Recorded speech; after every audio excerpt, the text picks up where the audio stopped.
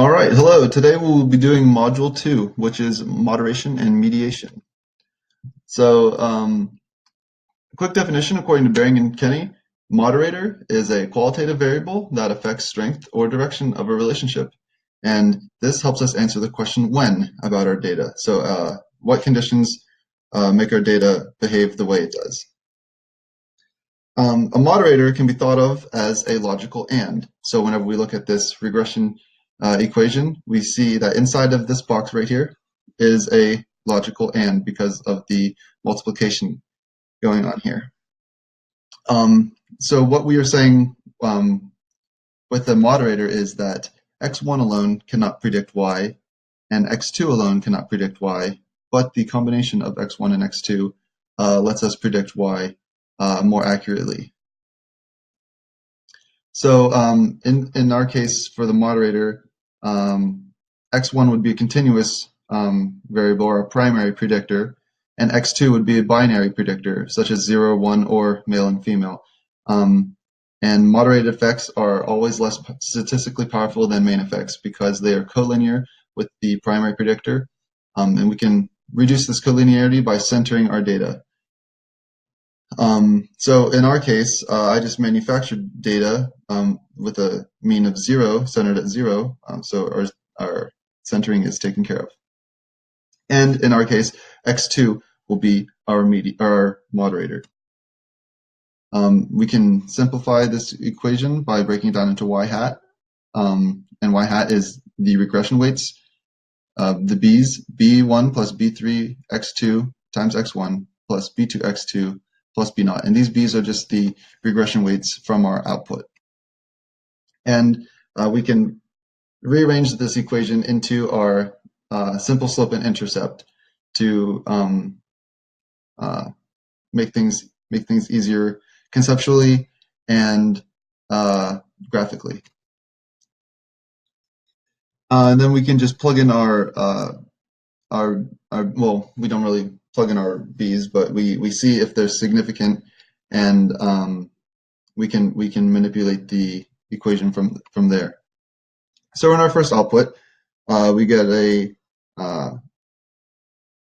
results that says that we have a significant intercept and a significant interaction.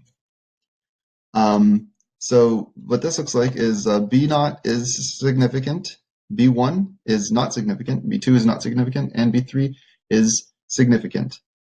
So we would get an equation that would be y equals 0.06 x1 minus 0.14 x2 plus 1.76 times x1 x2 and then plus 2.1. So we can expect our data to look something like this. And whenever we plot it, it looks almost identical except for the colors, but the colors don't matter. So that's good. We can use our regression weights to, the significance of our regression to predict what our data will look like. Then when we run diagnostics, it looks like we have some pretty normally distributed standardized residuals. Very little deviation from 0, which is good, which is to be expected because we made the data the way it is. And we don't have any influential data points according to Cook's distance. And then in the second model for moderation, our output gives us significance at the intercept, B naught, at the B1, and at our moderator, B2. But not a significant interaction between x1 and the moderator. So we would expect our data to look something like this. The lines are parallel because there is no change in slope according to our B3 being non-significant.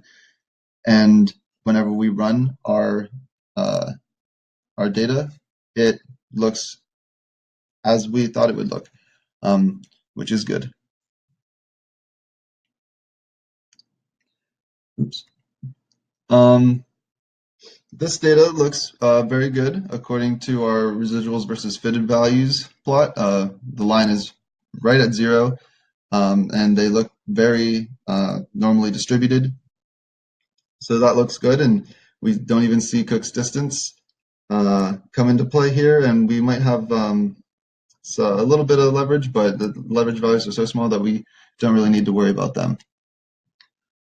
And then in our last model, we see that x1 is a pretty weak predictor. It is not significant from 0, and there's no the regression weight for x1 is non-significant too. So we're just looking at the effects of our moderator in this output, and we see that the moderator is significant, and the interaction between x1 and the moderator is also significant. So our equation will be y equals negative 0.05 x1 plus 2.03 x2 plus 1.96 x1 times x2 plus 0.02 or 0, depending on how you look at it. And these values just come from our estimates from our output. And we would expect our data to look something like this. And it does. So we can be confident in our model. Looking at our residual versus fitted values, the data seems to have a little bit of pull to it, and we have some heavy traffic here. But for the most part, we stay pretty close to 0, pretty normally distributed. Maybe as we get towards the edges of our normal distribution curve, it's not so normally distributed, but for the most part, it looks good. Moving on to mediation. According to Barron and Kenny, a mediator accounts for the relation between a predictor and the criterion. So a mediator helps us answer the question how or why a predictor is related to an outcome. And Kenny, in his 2018 information, shows us 4 different steps for examining a mediated effect. So in step 1, he says we need to show that the predictor is correlated with the outcome. In step 2, we need to show that the predictor is also correlated with the mediator. And then with that mediator, we need to show that the mediator affects the outcome variable. And then that would complete our indirect effect. And then for step 4, we can show that the C prime on the next slide should be 0 for complete mediation. Okay, so here is C prime that I was talking about. That is just the direct effect between x1 and y. So in our first model for mediation, we are going to look at this first parameter C, which is the direct effect between x and y, modeled by this equation down here, y equals c x1 plus y naught plus error. And we see that x is a significant predictor of y. So then we can move on to step 2, where we are looking at this a parameter here. And our output says that x is a significant predictor of this mediation variable. Then we can move on to our third step, which is the b parameter and the c prime parameter. And we see that the mediator, the b parameter, is significant with y, and the x parameter is not significant whenever the mediator is present, according to our output. And that takes on the equation y equals b m1 plus cx plus error. So here we can run a causal mediation analysis in R, and we are going to use a bootstrapping method. And Preacher and Hayes, in their 2008 paper, recommend using bootstrapping. And so we're going to listen to their advice and use this bootstrapping method, which is sampling with replacement. And whenever we do that in this causal mediation analysis, we look at these confidence intervals right here. And if 0 is not included in the confidence interval, then we can say that there is significance. in the indirect effect. And right here we see that there is significance in the indirect effect, and the direct effect is not significant. So we can say that x1 is has mediated an indirect mediated effect to y. In our second model for mediation, and then for this we can fail to rule out mediation, and we can fail to reject the indirect effect and inspect our mediated effects. And what this shows that even though there is not a direct effect, there can still be mediation. So in our second model, we go through the same steps. So step one, we're going to look at this C parameter, and we see that it is significant to y. All right, good. Let's move on. Parameter A. It is not significant to our mediator. But we're going to move on anyway, just to see what the rest of our models look like. So whenever we look at B and C, we see that the mediator is significant to y, according to this bottom row here. And then we see that we're going back to this direct effect between x and y that is significant, even whenever the mediator is present. So we can do our bootstrapping method again.